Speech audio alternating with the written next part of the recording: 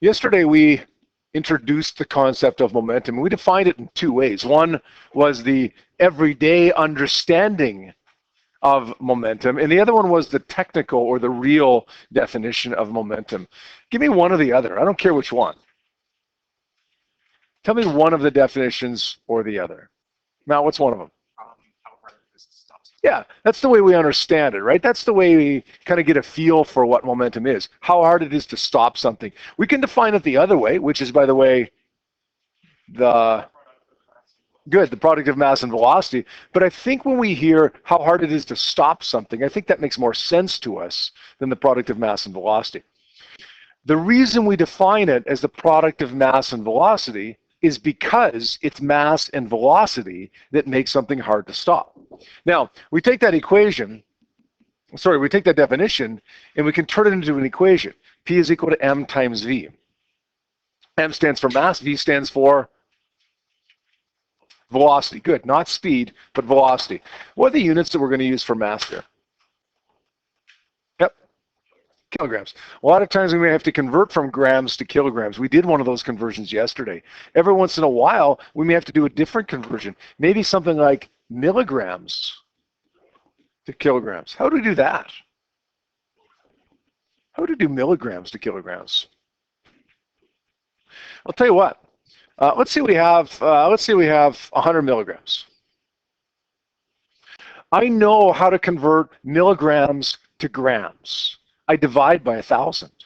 I know how to convert grams to kilograms. I divide by 1,000. So let's do both of those. Let's not try to combine it into one conversion unless you're good at that. If you can do it, that's great. But if you can't, then just convert from milligrams to grams. That's going to be 0.100 grams divided by 1,000. And then we're going to turn around and convert that to kilograms by dividing by 1,000 again. Does that make sense? Move the decimal place over 3 places. Again, 0.00100. And there we go. So if you got to convert to grams to kilograms, and that's a pretty common thing to have to do, grams to kilograms, divide by 1,000. If you have to convert something else to kilograms, then convert it to grams and then convert it to kilograms. Again, unless you're really good at doing the whole thing at once. All right, what does V stand for? Velocity, I think we said, right? What are the units that we always have to use for velocity in this equation? It's the standard units for velocity, right? Kilometers per meters per second, good. Now, a pretty common conversion that we have to do is convert kilometers per hour to meters per second. Let's say we got 90 kilometers per hour, and we got to convert that to meters per second. What's the shortcut? Caitlin, what's the shortcut? Remember? Times it by 3.6. Good guess. 90 times 3.6 is going to give me somewhere around 320, I think. 320 meters per second. Does that make sense? It doesn't, right? Caitlin just caught it herself. We divide it by 3.6. Listen, it's okay to guess wrong as long as you check your guess and recognize that you guessed wrong. 320 meters per second doesn't make sense, so we're going to divide by 3.6. When we do that, we end up getting 20 meters per second, which makes a lot more sense than 300 and whatever meters per second. Here's another one for you. I mean, that's a pretty common conversion that we have to do because a lot of times we're dealing with momentum. We're dealing with vehicles, cars on the highway, trucks on the highway. What if we're dealing with something in space, an asteroid or a planet or something like that that's moving at maybe, I don't know, 7.5 kilometers per second, not kilometers per hour, but kilometers per second. Is it possible for anything to move that fast? Sure it is. Sure it is. Lots of things in space move that fast. How would we convert that to meters per second? Yep. Good. I'll tell you what people do when we see that, right? To see kilometers per second, they automatically say, oh, kilometers, oh, divide by 3.6, right? But we're not dividing by 3.6 here because it's not kilometers per hour.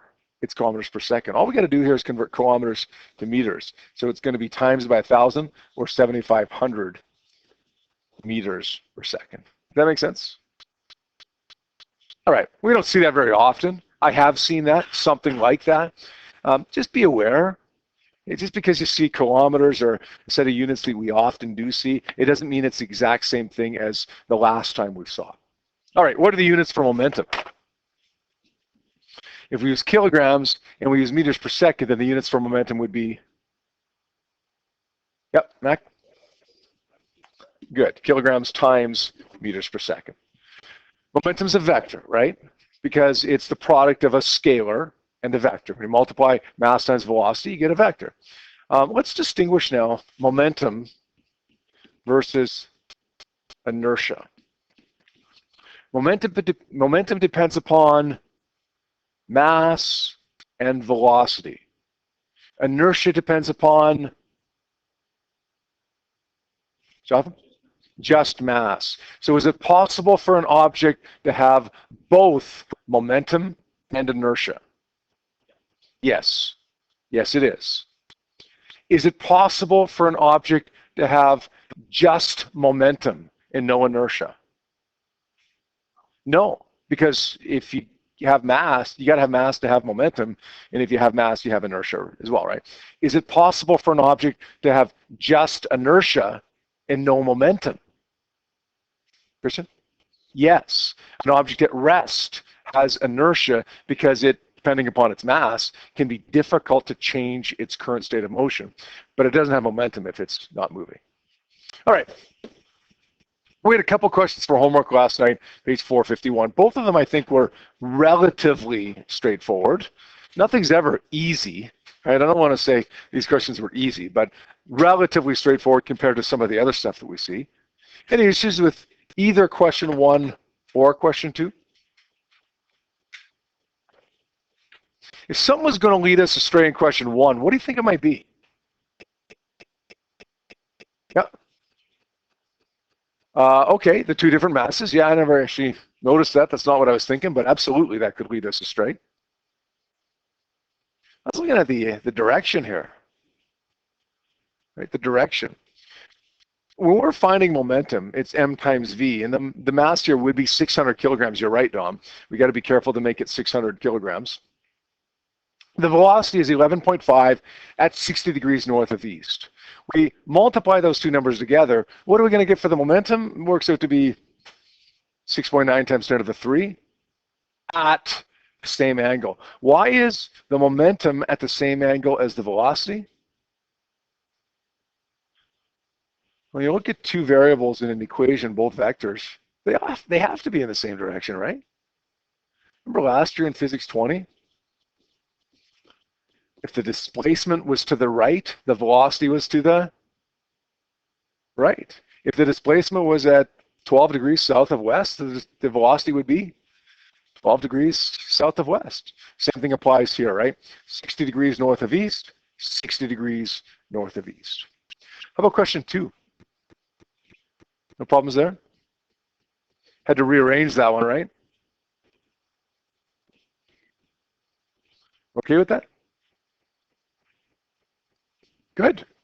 Got another example for you. Unfortunately, you got to copy this one down because it's not in your notes. It says, a 1.5 kilogram object falls from a height of 14 meters. What is the momentum of the object as it hits the ground? In Physics 20, we quite likely would have written down some givens, looked for an equation, plugged some numbers into an equation, and solved this question. And we might have been successful. In Physics 30, we say that there's something that we want to look at before we look at givens. Givens are important. They're still very, very important. But before we look at the givens, we want to look at what's going on here. What do we know about this beyond the numbers? What do we know about this question beyond the numbers? Yep, go ahead. It's falling. Okay, it's falling. And if it's falling, then that means the speed of the object is changing, right? And if the speed is changing, then the momentum is changing. And we want to find the momentum as it strikes the ground. But wait, in all the questions that we've done to this point, the momentum has stayed the same through the whole question. Now it's changing. So this is a different kind of question, right? If we want the momentum at a specific time, which we do here, then we need the velocity at that specific time. So what do we know about this? The momentum is changing. The velocity is changing. We need to find the velocity at that one moment in time at which we're looking for the momentum. When is that time? At the end. Let's get the final momentum. Let's get the final velocity so that we can get the final momentum. All right? Now let's write down some givens. We got a mass here of 1.50 kilograms, and we've got, what do you want to call this? 14 meters. What do you want to call that? What variable do you want to call that? There's a couple of different options here that are both correct. Mac, what's one? Okay. If we call it displacement, though, let's make it negative 14 because it's downwards, right? What else could you have called it? Yeah, height, initial height, right? HI is 14.0 meters. Now, odds are we're not going to use both delta D and H. Depends upon how we do the question, but we'll write them both down.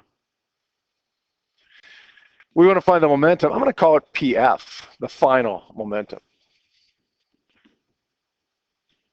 To find the final momentum, I'm going to say it's mass times velocity, right? But it's mass times final velocity.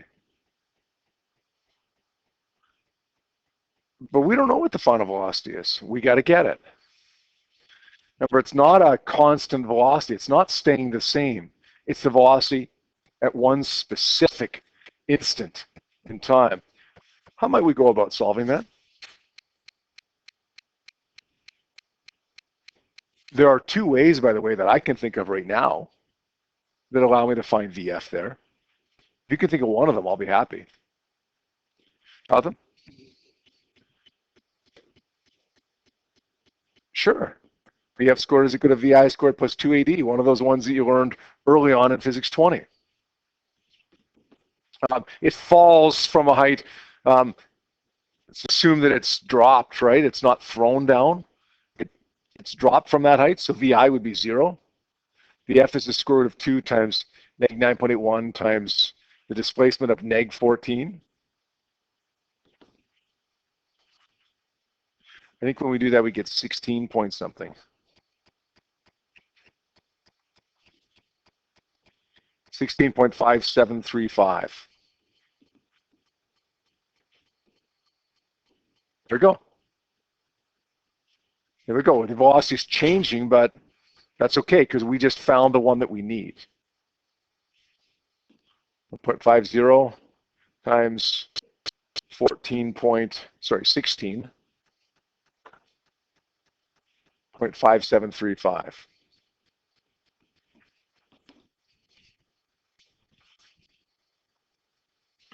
We get 24.9 kilograms meters per second. Is that good? Oh, I'm really, really, really close, but I'm not actually done this question. What am I missing? What am I missing here, Chase? It's going downwards. How do you know that? Intuitively, right? We know that the momentum is downward because it's falling, right? But you know what? Whether you like math or not, math is elegant. And by that I mean that when you start dealing with up, down, left, right, negatives, positives, it all just works. So if we're saying that it's downward, why isn't it showing a negative 24.9 meters per second? If math is so elegant, shouldn't this equation tell me that it's negative? Shouldn't it tell me that it's downward? We shouldn't have to rely on Chase to figure that out, right? The equation should tell me. I missed something partway through. It's a small thing. And you can probably get away with it, right? You probably figured out the way Chase figured it out. But I did miss something. And I gave you a little hint partway through there. I don't know if you caught it, but gravity is negative 9.81, but I put that in there, right? I put in gravity as negative 9.81. Yep. No, gravity is negative. If gravity is positive and this was negative, you'd get the square root of a negative number, right? Luis? I left a space there for a negative, right? Velocity is negative. So why didn't it come out to be negative here? Because I didn't find, go ahead. No, because I didn't calculate the final velocity. What did I calculate? The final speed. If I want velocity, then I got to figure out what direction the velocity is, right? This is final speed, 16 meters per second. The final velocity is negative 16, which makes the final momentum negative 24.9.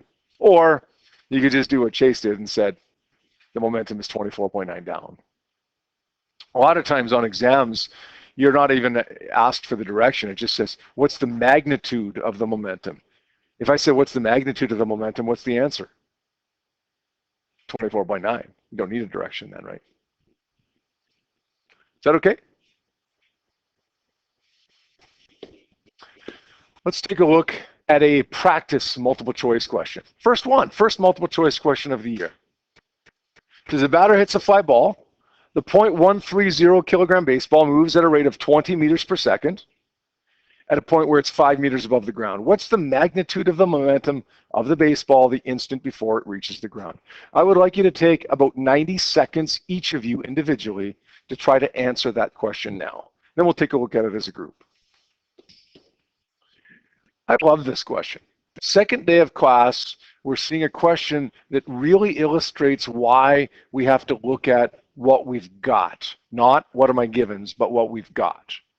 This is a question that illustrates that perfectly, because if we just write down givens in this question, then what we're likely to do is say, oh, look, the mass is 0.130 kilograms. The velocity is 20 meters per second. The momentum is what? Momentum is mass times velocity, or 1.3 kilograms times 20 meters per second, which is 2.60 kilograms meters per second, which is wrong. C is wrong. If we just write down givens, then this is what we're likely to do. If we think about the question and say, listen, what's really going on here? What do we got? The baseball is moving at 20 meters per second, and then it falls, right? If it's at this height above the ground, 5 meters above the ground, it's going to fall. We want to find the momentum after it falls, not before it falls. So we know the speed is changing. We know it's going to increase from 5 to something meters per second. We got to find what that speed becomes, not what it is in the question, what it becomes. So let's do that. Let's write down some givens now that we've gone through that process. 0.130 kilograms. We're going to say the displacement is negative 5 meters, or we could say the initial height is 5.00 meters. We're going to say VI is 20 meters per second.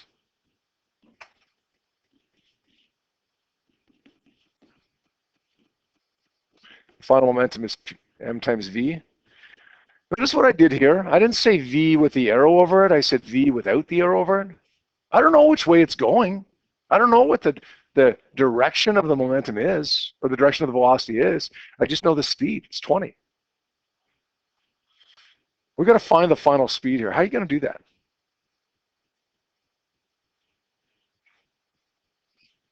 Do the same thing as we did before, right? VI squared plus 2AD.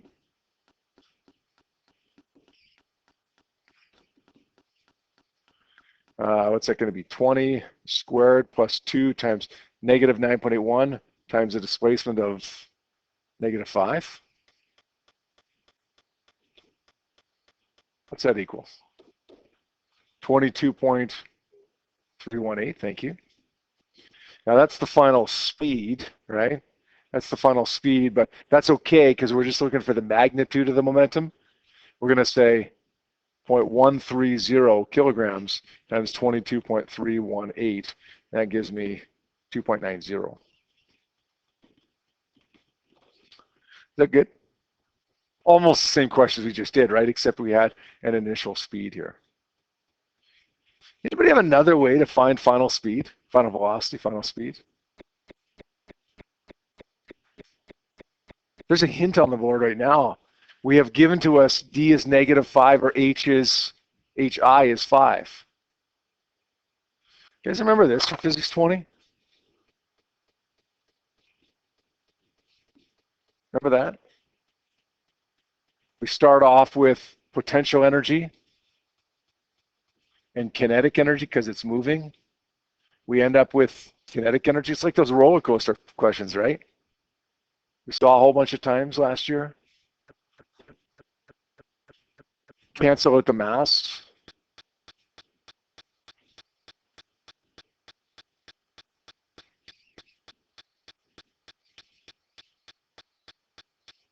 Can I multiply every term by 2 there? Can I do that? I can do whatever I want as long as I do it to every term. I can multiply each term by 16,112 or whatever, as long as I do it to each term. I'm going to do that now. I'm going to multiply each term by 2. That becomes 2 times GH plus, well, 2 times a half is 1. 2 times a half is 1. Just change the order of that up a little bit.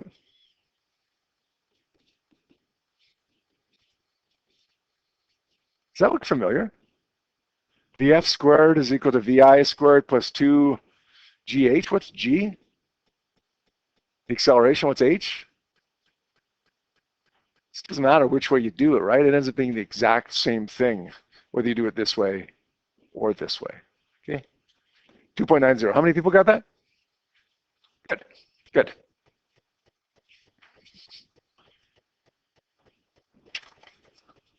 I'm going to have you guys work on a worksheet now for the next little while. If you can take a worksheet number 1 right now and work on questions 1 to 8, which is the entire worksheet for the next, we'll give you about 15 minutes or so to see how that's going. Ask me questions as you're working on it, okay? This is the perfect opportunity to ask me questions.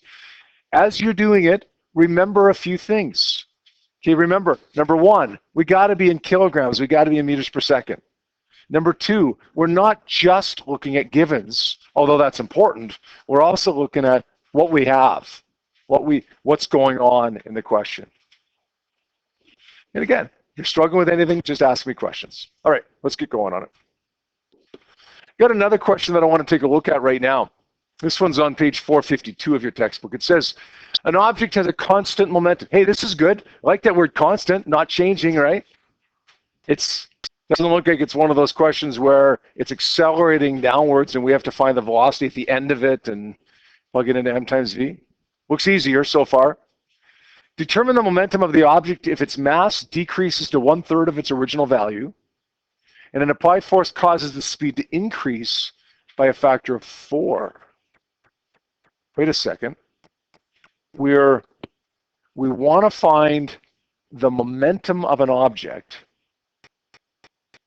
without knowing what the mass is or what the velocity is. How are we going to do that? We know what the momentum was. We're making some changes. The momentum is clearly going to change, but how do we figure out what it changes by?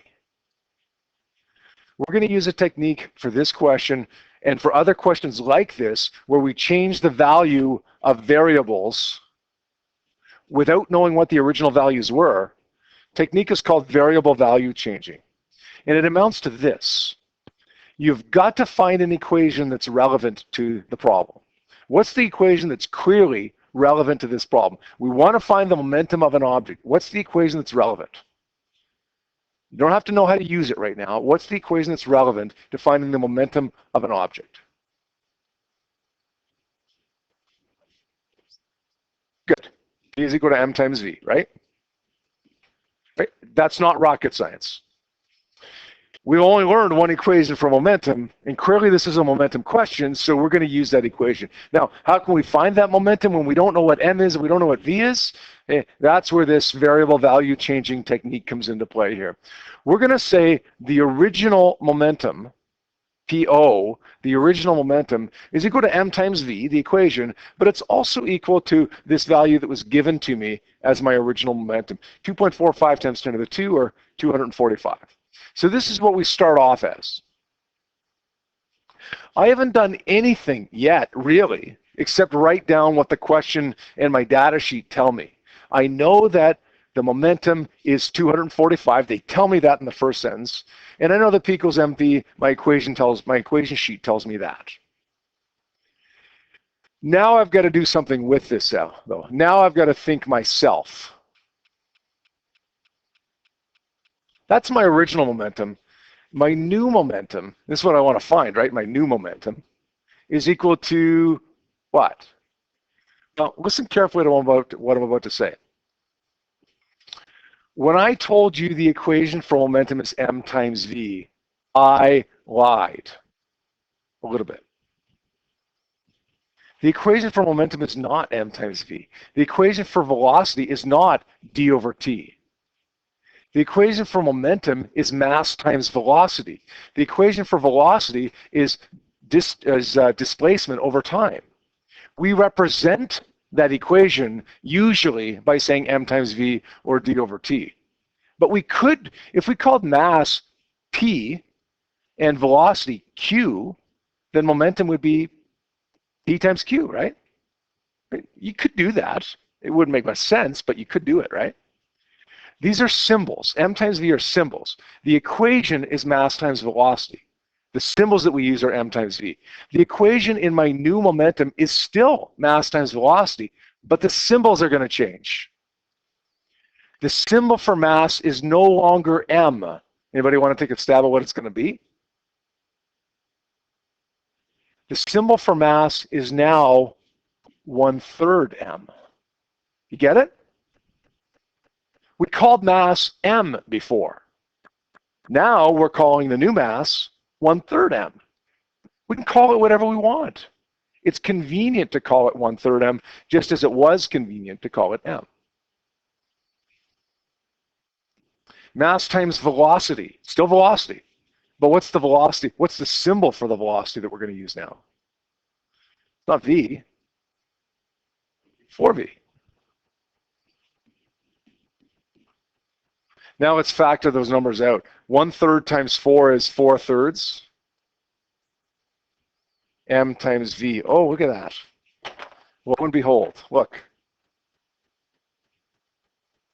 We know what mv is. We know what the value of mv is. It's 245. So let's take that number 4/3 and sub in that value of 245. So in other words, the new momentum is 4/3 of whatever the old momentum was, which works out to be 327.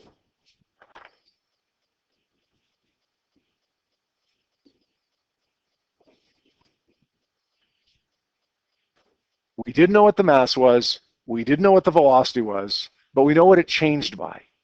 Let's use variable value changing. We changed the value of the mass to 1/3 of what it was, the value of the velocity to 4 times what it was. We subbed those in for mass and velocity. We pulled the numbers out front, and then we just did a little substitution and solved it. And that'll work every time.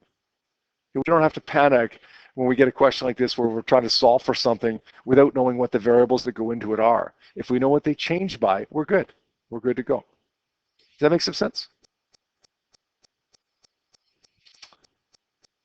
All right, I'm going to give you a couple questions that go along with that as well, but before you tackle them, I want to point out a mistake that's here.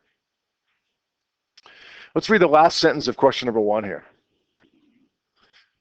What is the momentum if the speed of the boat increases by a factor of 3/2 and the mass decreases by a factor of 3/4?